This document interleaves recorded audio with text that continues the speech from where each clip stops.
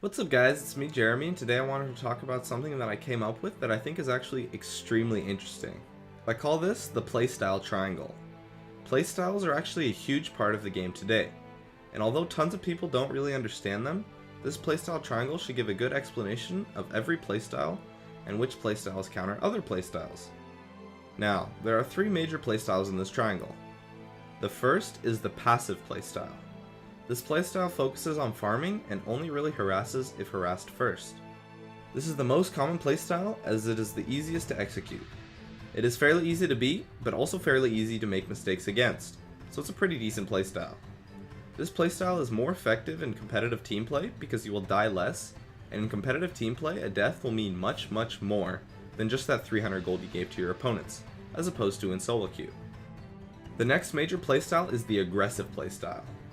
This playstyle focuses on being very offensive towards your opponents and trying to get kills. This is in my opinion the most fun playstyle, and you can get a lot of kills with this playstyle, which is why it dominates in solo queue, because you can get kills and control the game by helping out your teammates. The last major playstyle is the bait playstyle. This playstyle focuses on baiting your opponents into favorable exchanges for you. This style performs equally well in solo queue and in competitive team play, because it can get you kills while is also somewhat safe. Now that we have these three major playstyles established, we need to know how to play against them. When playing against a passive playstyle, you want to play the aggressive playstyle. This is because you can force trades that your opponents might not want, and you can control the lane very hard, even with just a slight advantage, which can usually lead to a kill. When playing against the aggressive playstyle, you want to play the bait playstyle. This is because aggressive players are very easily baited into bad situations because they are focusing on being aggressive and often tunnel vision. When playing against the bait playstyle, you want to play the passive playstyle. This is because a passive player will pretty much never fall for a bait because they do not tunnel vision very hard and are often focused on farming instead of getting a kill. So now that we have the counters for each playstyle, it is important to note that understanding your opponent's playstyle and then adapting your playstyle to the correct counter will not only get you kills, but it will also prevent you from dying a lot. Because if you can perform it correctly, you will control the lane entirely, and you will leave no space for death. But the triangle goes deeper. High level players will often have a somewhat inconsistent playstyle to make them hard to predict, so we can see these playstyles by combining two of the major playstyles into what is basically minor playstyles.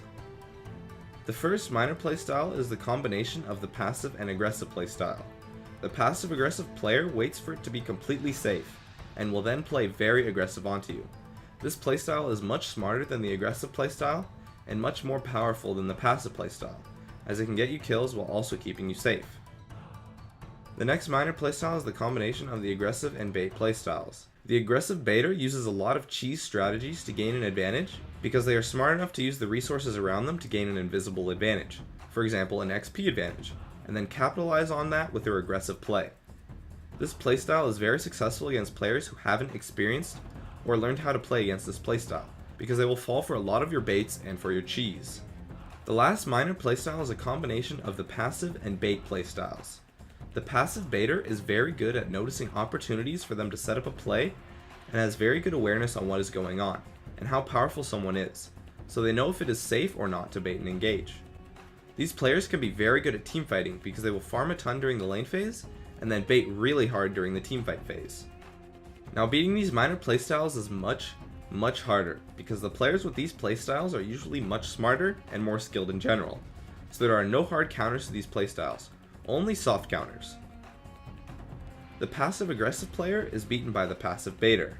This is because the passive baiter is very patient and will be able to fake a moment where it is safe for the passive aggressive player to try to do something, and then they will capitalize on that bait and take an advantage. They will also be able to simply just bait the passive aggressive player into poor situations, especially if they can frustrate the passive aggressive player by gaining an advantage. The aggressive baiter is beaten by the passive aggressor. This is because the passive aggressor will not commit to the aggressive baiter's baits, and will be able to wait for an absolutely perfect moment because of their patience, while an aggressive baiter can get anxious and try to force a play if nothing happens for a long time. Lastly, the passive baiter is beaten by the aggressive baiter. This is because the aggressive baiter will be very unpredictable due to their crazy nature. The passive baiter will not know if something is a bait or if they are just being aggressive and that they should be aggressive back. The passive baiter will also get counterbaited into some very bad situations by the aggressive nature of the aggressive baiter. These minor playstyles can often be seen in high elo players, as they understand the nature of playstyles and are constantly adapting their playstyle, even in the middle of games, so that they can gain an edge over their opponent. And of course, the playstyle triangle goes deeper. The only remaining option is the combination of all three major playstyles. A player that incorporates all three playstyles into their play is called a good player. Incorporating all three types of playstyles, passive, aggressive, and the bait playstyle, into your play will allow you to capitalize greatly on the strengths of these playstyles, while also avoiding the weaknesses by changing your playstyle in the middle of a game. These players are ridiculously hard to play against, and it's an important concept if you want to win. Understanding all three major types of playstyles will allow you to read your opponent's playstyle, and then counter it by adapting your playstyle at that very moment in the game. Playstyles are such a huge factor in League of Legends that often goes unnoticed. You will have a huge edge over all of your opponents if you can become the good player by understanding and being able to perform all three playstyles. So, that's it for the incredible playstyle triangle. I'd love it if you guys could support me with a like, an upvote on the Reddit thread, or some feedback.